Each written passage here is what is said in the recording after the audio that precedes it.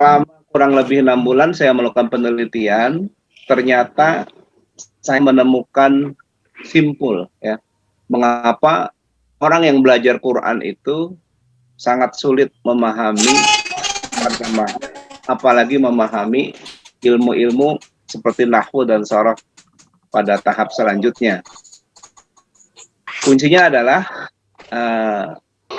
bukan kesalahan para guru dalam mengajarkan, bukan juga kesalahan para santri atau murid dalam menerima pelajaran dari gurunya, apalagi kesalahan Al-Qur'annya yang sulit, karena Allah sudah menjamin kemudahan Al-Qur'an. Walaqad yassarnal Qur'ana lidzikri fahamim muttaqin. Maka saya kemudian berasumsi kesalahannya letak pada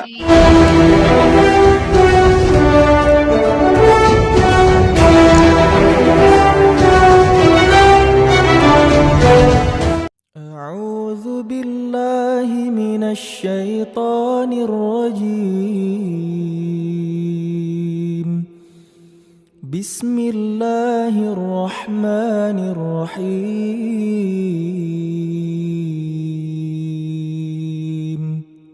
ولقد يسرنا القرآن للذكر فهل من مدكر. صدق الله العظيم. Assalamualaikum warahmatullahi wabarakatuh.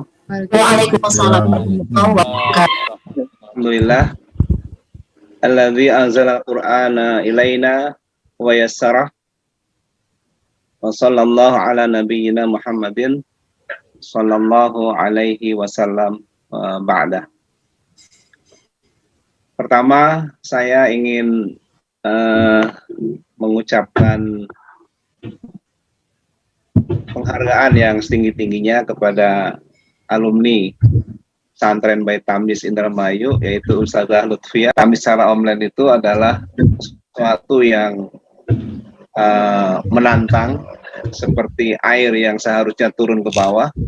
Belajar tamyiz secara online itu seperti air yang mancur ke atas gitu. Mengapa demikian? Nanti saya akan jelaskan di akhir bagian.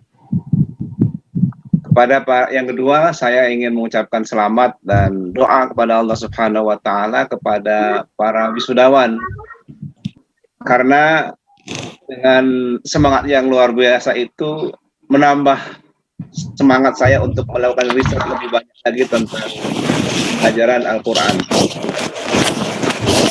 Sebelum saya menyampaikan materi, saya ingin memperkenalkan diri. Saya Abaza. Mungkin buat santri-santri online ada yang baru pertama kali melihat wajah saya ya. Siapa yang baru pertama kali lihat wajah saya? Kata Irme Cung, gitu. Kata Irme Cung, gitu kan. Saya Abaza, kelahiran Indramayu dan pernah besar di Jakarta. Tetapi sebelum ke Jakarta saya nyantri. Latar belakang lahirnya metode tamyiz itu adalah karena latar belakang saya pribadi. Ketika nyantri dulu, saya merasakan teman-teman itu sangat sulit untuk memahami terjemah Quran dan kitab kuning. Alhamdulillah saya termasuk yang mendapatkan kemudahan dari Allah untuk bisa memahami terjemah Quran dan kitab kuning ketika saya kecil, ketika saya nyantri di rumah di bawah asuhan abah dan uwak saya. Ketika tahun 2009, saya merasa mendapatkan tantangan dari guru-guru saya untuk melakukan uji coba, untuk mencari tahu, karena latar belakang saya adalah peneliti, mencari tahu kenapa orang yang belajar Quran, khususnya melalui metode nahwu sorof, itu selama ini kesulitan. Itu mereka yang tinggal di pesantren. Kemudian yang kedua, dilatar belakangi oleh mayoritas umat Islam di Indonesia. Ada sebagian, saya tidak tahu sebagian besar atau sebagian kecil, itu hanya bisa membaca Al-Quran, dan sedikit dari para pembaca Al-Quran di Indonesia itu memahami tarjamahnya, walau sekedar tarjamah lafziyah. Selama kurang lebih 6 bulan saya melakukan penelitian, ternyata saya menemukan simpul ya, mengapa orang yang belajar Quran itu sangat sulit memahami tarjamahnya, apalagi memahami ilmu-ilmu seperti nahwu dan sharaf pada tahap selanjutnya. Kuncinya adalah bukan kesalahan para guru dalam mengajarkan, bukan juga kesalahan para santri atau murid dalam menerima pelajaran dari gurunya, apalagi kesalahan Al-Qur'annya yang sulit, karena Allah sudah menjamin kemudahan Al-Qur'an. Walaqad yassarnal Qur'ana lidzikri fahamim muttaqin. Maka saya kemudian berasumsi kesalahannya letak pada metodologinya. Di mana kesalahannya? Kesalahan yang hampir dilakukan oleh seluruh umat Islam di Indonesia yang melalui pendidikan pesantren dalam mempelajari Quran, hadis, dan kitab kuning, itu karena kitab yang digunakan adalah kitab-kitab yang dikarang oleh ulama-ulama kita dahulu yang merupakan Arabi. Jadi dari penelitian yang saya lakukan bahwa penyebab dari sulitnya kita umat Islam memahami terjemah Quran dan kitab kuning itu adalah satu, karena latar belakang kitab yang kita gunakan ditulis oleh orang Arab dengan latar belakang kita yang belajar sebagai orang Indonesia itu berbeda sama sekali. Oleh karena itu perlu dibuat metode memahami terjemah Quran dan kitab kuning yang ditulis oleh orang yang latar belakangnya sama dengan yang belajar, yaitu sama-sama orang Indonesia. Itu yang pertama. Yang kedua, ghayah atau tujuan dari metodologi. Semua ilmu nahwu yang dikarang oleh orang Arab itu tujuannya adalah untuk memperbaiki lahan. Lahan itu apa? Lahan itu adalah bagian yang sulit dari bahasa Arab menurut orang Arab. Jadi selama ini kalau kita belajar nahwu dan belajar sharaf, itu belajar bagian yang sulit dari bahasa Arab menurut orang Arab. Maka akan menjadi sangat sulit bagi orang non-Arab untuk mempelajari nahwu dan sharaf, karena lahan itu adalah secara umum diartikan sebagai bagian yang sulit dari bahasa Arab menurut orang Arab. Maka siapapun yang mempelajari bahasa Arab atau mempelajari Al-Quran dengan metode nahwu dan sharaf yang tujuannya adalah litashihil lahan, maka pasti kesulitan, karena orang Arabnya pun mengalami kesulitan. Itulah tingkat keberhasilan santri Indonesia dalam memahami Quran dan kitab kuning sangat kecil. Saya suka bercanda kepada santri-santri, kalau ada 10 orang santri belajar nahwu dan sharaf, itu yang tidak bisa, itu kalau tidak 10, 11. Kenapa? Karena beberapa ustadz yang mengajarkan nahwu dan sharaf juga tidak mengerti. Dia hanya membacakan apa yang ada di kitabnya. Jadi kalau ada 10 santri belajar, yang nggak bisa berapa? 11. Gitu. Kenapa? Itu karena tadi kitab yang digunakan latar belakangnya beda dengan penggunanya, gitu kan. Nah, padahal ya apabila kita mengikuti kaidah ilmu seperti ini, Quran itu gampang sekali dipelajarinya. Mengapa gampang? Kata Rasulullah itu memperkenalkan dirinya sebagai jawami'ul kalim. Beliau itu adalah Allah menganugerahkan kepada beliau orang yang apabila ngomong itu mudah sekali dipahami dan omongannya tidak banyak. Nah, Quran juga sama. Quran itu hanya jawami'ul kalim, kumpulan dari kalim. Kalim itu ada berapa? Kalim itu menurut struktur satuan bahasa yang paling kecil minimal dibagi 4 yang paling gampang.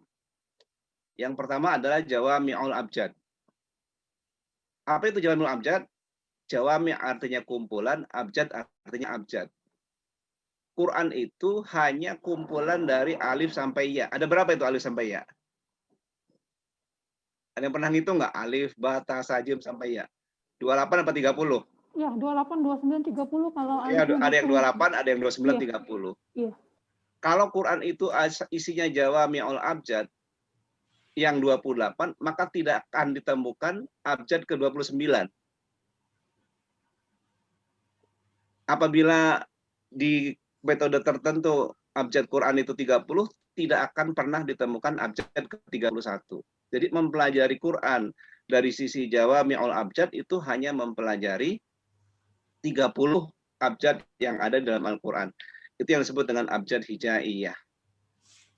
Tentu setiap orang yang belajar tamis syaratnya harus ngerti abjad hijaiyah, bisa membaca Al-Quran. Siapa yang bisa membedakan abjad hijaiyah dengan harokatnya, itulah yang disebut dengan bisa baca Al-Quran. Yang kedua, jawami yang kedua tentang Quran itu adalah kumpulan abjad. Kumpulan abjad itu apa kira-kira bahasa Indonesianya? Bila abjad dikumpulkan menjadi suku kata atau menjadi kata. Kita singkat saja menjadi suku kata. Siapa yang bisa suku kata, berarti dia sudah bisa belajar tentang abjad sebelumnya. Begitu juga dengan Quran. Siapa yang bisa membaca abjad alif bata sajim, maka pelajaran berikutnya adalah tentang harokat. Tentang harokat. Dalam Indonesia ada suku kata, dalam bahasa Arab, dalam pelajaran Al-Quran ada suku kata. Apabila suku kata itu dijawami'kan atau dikumpulkan, maka dia akan menjadi kata. Nah, harokat isinya hanya jawami'ul harokat yang jumlahnya hanya 4. Tidak akan ada ditemukan harokat yang ke-5. Jadi pertama apa tadi? Jawami'ul.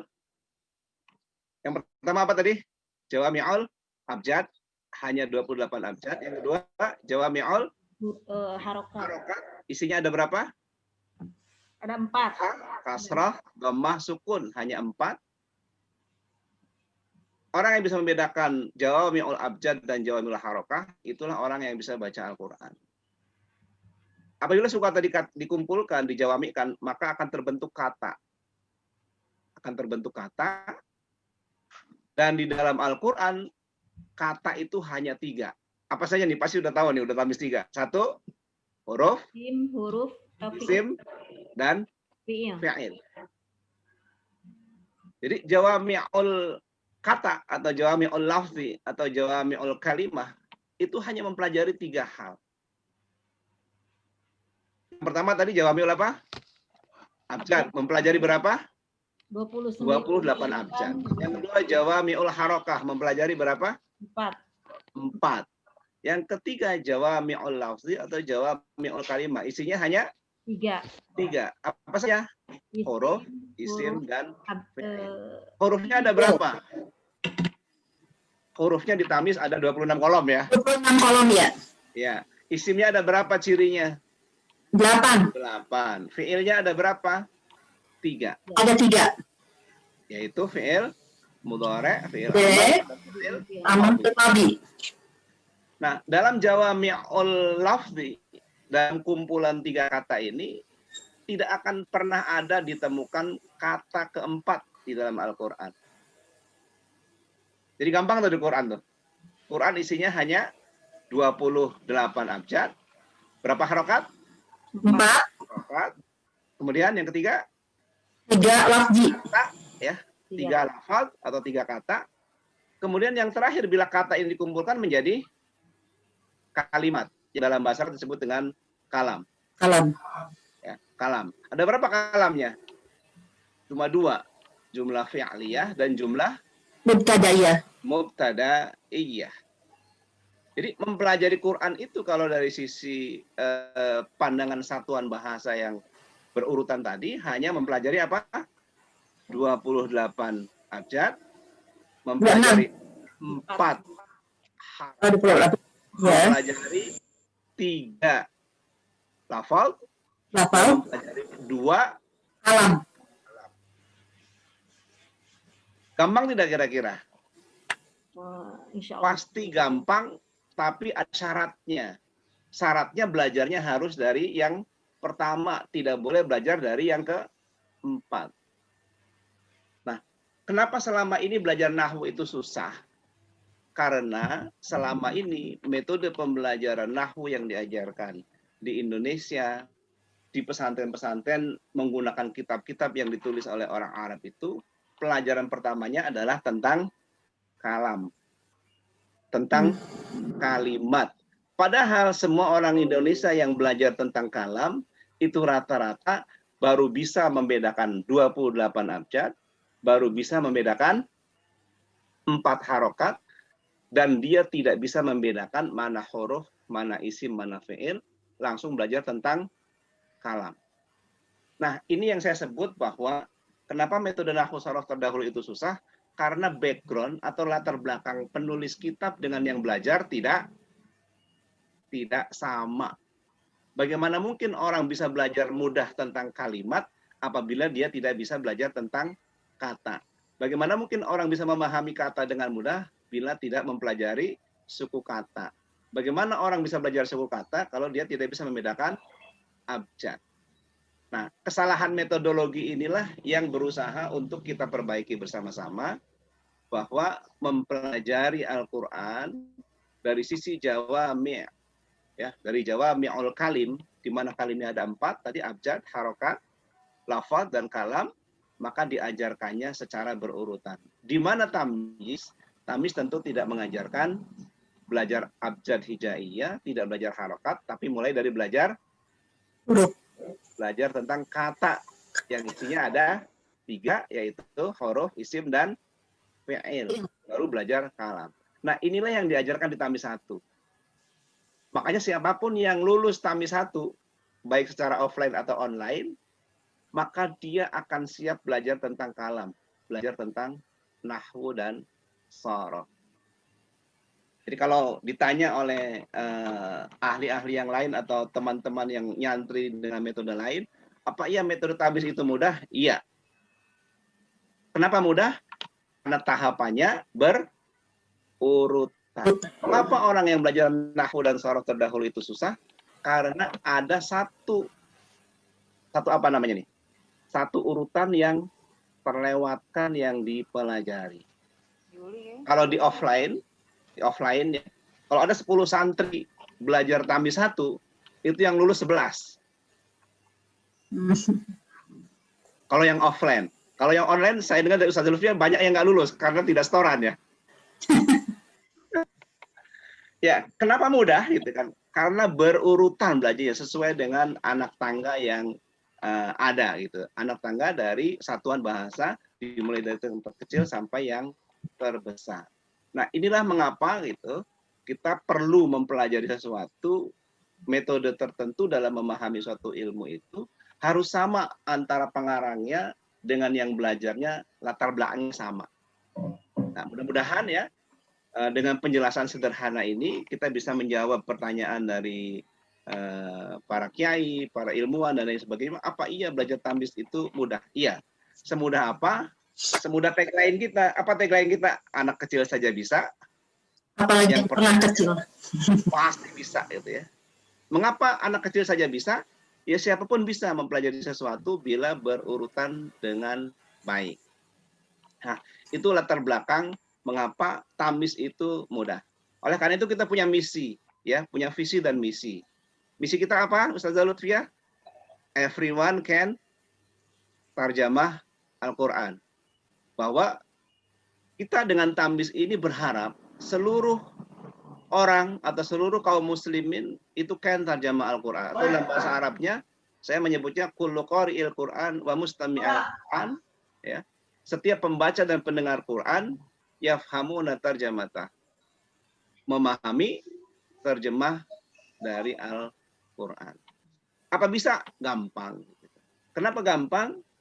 Karena kita sudah buktikan bahwa siapapun yang pembelajaran Al-Qur'annya secara bertahap, maka dia tidak akan ada yang terlompati, maka itu menjadi mudah. Nah, sekarang tinggal kita bagi tugas agar setiap umat Islam di Indonesia dan di seluruh dunia itu memahami Al-Qur'an. Kita bagi tugas. Mengapa ini harus menjadi misi utama kita? Umat Islam di dunia itu berapa sekarang? Katanya sekitar 2 miliar ya. Kemudian yang terbanyak di antaranya itu berada di mana? Di Indonesia. Indonesia adalah negeri dengan komunitas muslim terbesar di dunia, kurang lebih sekitar berapa? 200 juta ya. Kurang lebih. Dari 200 juta penduduk kaum muslimin di Indonesia itu berapa kira yang bisa baca Quran? Ada 100 juta? Kata Kemenak tidak ada, hanya 30%. Dari 30% yang bisa baca Quran, berapa persen yang memahami terjemahnya? Iya. Berapa? Berapa banyak? Ada yang pernah baca? Jawabannya adalah seberapa besar kita mau mengajari mereka. Karena dengan metode tamyiz, untuk pelajaran tamyiz 1, kalau kita tatap muka, insya Allah ya tingkat keberhasilannya sangat tinggi. Nah, oleh karena itu ya, dalam mencapai misi atau visi yang agar setiap pembaca Quran dan pendengar Al-Quran di Indonesia ini bisa memahami terjemah Al-Quran yang dibaca dan didengarnya, saya sebagai penulis metode tamyiz ini sedari awal membuat rencana strategis dalam mencapai tujuan agar everyone can terjemah Al-Quran ini 4 tahap. Tahap pertama adalah menjadikan metode tamyiz semakin mudah dari hari ke hari, agar setiap orang, termasuk anak kecil, bisa memahami metode tamyiz.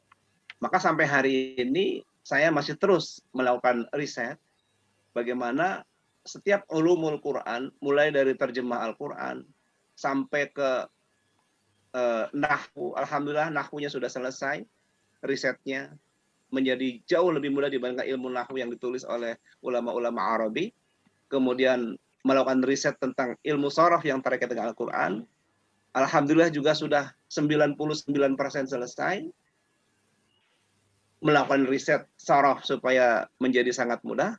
Sekarang sedang melakukan riset di ilmu balaghah sehingga kita bisa memahami Al-Quran dari sisi istinbatul hukmi menjadi sangat mudah. Sehingga nanti di kemudian hari generasi anak kita sudah mempunyai ilmu seperti para fuqaha di zaman-zaman orang tua kita di usia 30-40, mudah-mudahan di usia 15-20 tahun dengan mempelajari metode yang kita sedang riset ini akan sudah menjadi fuqaha yang kita inginkan atau menjadi kitab.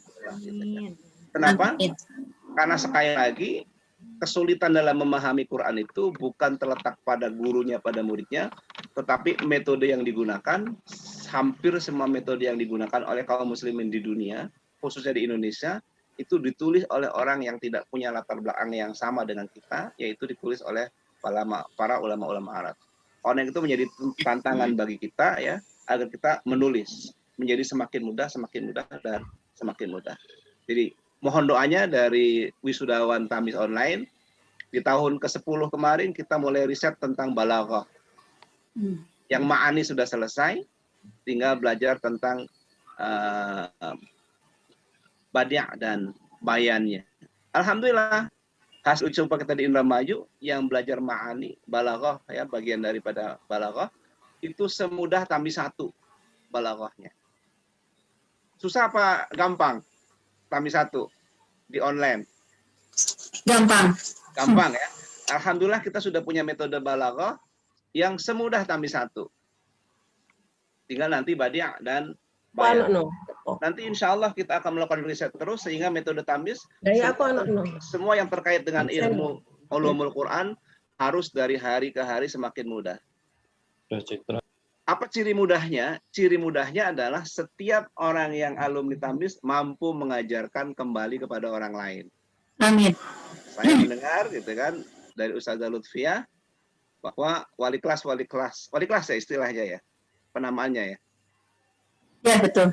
Wali kelas santri online itu adalah orang yang baru selesai mempelajari tamyiz, kemudian sudah bisa mengajarkannya atau membimbing anggota kelasnya secara online. Nah, dua hal itulah yang menjadi kewajiban saya, ya. Yang pertama, menjadikan metode tamyiz apapun tentang ulumul Quran harus diriset agar bisa diajarkan dengan mudah. Yang kedua, ukuran kemudahannya, indikator kemudahannya adalah siapa yang belajar tamyiz pada setiap tingkatannya harus mampu mengajarkan kembali. Nanti yang ketiga, efeknya yang saya harapkan adalah akan ada duplikasi pelajar menjadi pengajar dalam waktu yang singkat, tapi kualitasnya terukur. Yang keempat, langkah strategis yang kita harus lakukan adalah pada saatnya nanti, kalau sudah tercipta ribuan dan jutaan alumni yang bisa mengajar, insya Allah Tamis akan menjadi kitabul awal fi ta'lim wa ta'allumil ulumil Quran. Nanti Tamis akan menjadi kitab pertama yang akan diajarkan oleh para orang tua, para guru, para ustadz, para kiai kepada anak-anaknya, sehingga nanti generasi setelah kita, mudah-mudahan Allah memberikan keberkahan kepada kita untuk bisa menyaksikan generasi seperti itu. Saya sudah menyaksikan generasi di mana anak-anak SD sudah pinter terjemah Quran, pinter nahwu, pinter soroh, pinter balaghah. Yang di zaman usia saya atau di usia Pak Cece, kalau saya lihat dari wajahnya gitu kan, lebih sepuh dari saya gitu kan, anak SD memahami balaghah itu sesuatu yang tidak mungkin gitu. Sekarang saya menyaksikan di Indramayu banyak anak SD yang sudah pinter balaghah. Karena tadi bahwa kita berazam pada Allah, kita harus melakukan riset sepanjang hidup agar semua ilmu terkait dengan ilmu-ilmu Al-Quran harus direstrukturisasi, disesuaikan dengan latar belakang orang Indonesia. Mudah-mudahan misi yang keempat dan yang kelima ini, yaitu mencetak berjuta pengajar, itu dilakukan oleh seluruh alumni Tamyiz, baik santri yang online ataupun yang offline. Saya membatasi diri di Indramayu dari rencana strategis itu hanya melakukan dua hal. Yang pertama adalah terus melakukan riset agar semua ulumul Quran yang kita kasih nama metode Tamyiz ini dari hari ke hari semakin mudah.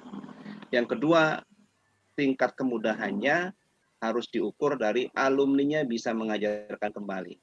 Sehingga nanti Quran tidak sebatas dimusabaqahkan, tetapi bisa dipahami dengan mudah. Jadi metode Tamyiz tahapannya sampai kepada bagaimana Quran bisa dipahami dan diajarkan kembali dengan mudah. Untuk selanjutnya, biarkan serahkan kepada generasi-generasi berikutnya.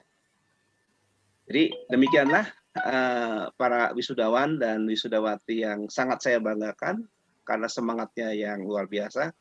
Saya merasa kalah semangat oleh para wisudawan dan wisudawati dengan semangat wisudawan dan wisudawati yang saya saksikan hari ini. Mudah-mudahan menambah semangat kami dari seluruh keluarga besar pesantren Bait Tamyiz untuk semakin terpacu menyelesaikan riset-riset berikutnya. Karena masih banyak ilmu-ilmu terkait dengan Al-Quran yang harus direstrukturisasi, yang harus dipahami dengan mudah, sehingga nanti lahirlah sebuah generasi seperti generasi para sahabat. Contohnya misalnya Ibnu Mas'ud, kemudian Ibnu Umar, kemudian putra-putra sahabat yang lain itu rata-rata mereka sebelum balik oleh orang tuanya dan oleh madrasah Rasulullah sudah lahir generasi yang sudah hafal Quran dan memahami maknanya, hafal hadis, dan sudah menjadi mufti, yaitu anak sebelum balik sudah bisa memberikan fatwa tentang ahkamul Quran dan ahkamul syar'iyah. Itu bukan sesuatu yang tidak bisa diulang oleh generasi kita, sepanjang poin-poin ilmu-ilmu yang harus dikuasai untuk menjadi fuqaha itu bisa kita ajarkan kepada anak-anak kita sedini mungkin.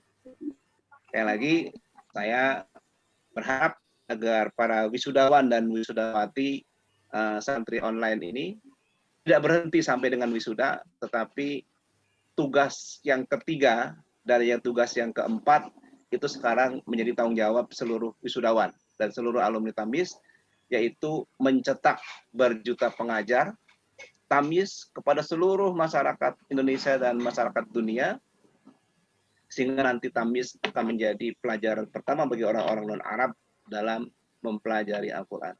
Insya Allah generasi Qurani akan segera terwujud berbanding lurus dengan semangat wisudawan dan wisudawati mengajarkan ini kepada sebanyak mungkin orang. Mudah-mudahan Allah memberikan kemudahan, memberikan keberkahan dan rahmat kepada kita sekalian, dan mudah-mudahan nanti setelah kita wafat, kita akan ditemani Al-Quran Amin. di kehidupan berikutnya. Sebuah Amin. kehidupan yang sangat indah. Insya Allah. Assalamualaikum warahmatullahi wabarakatuh.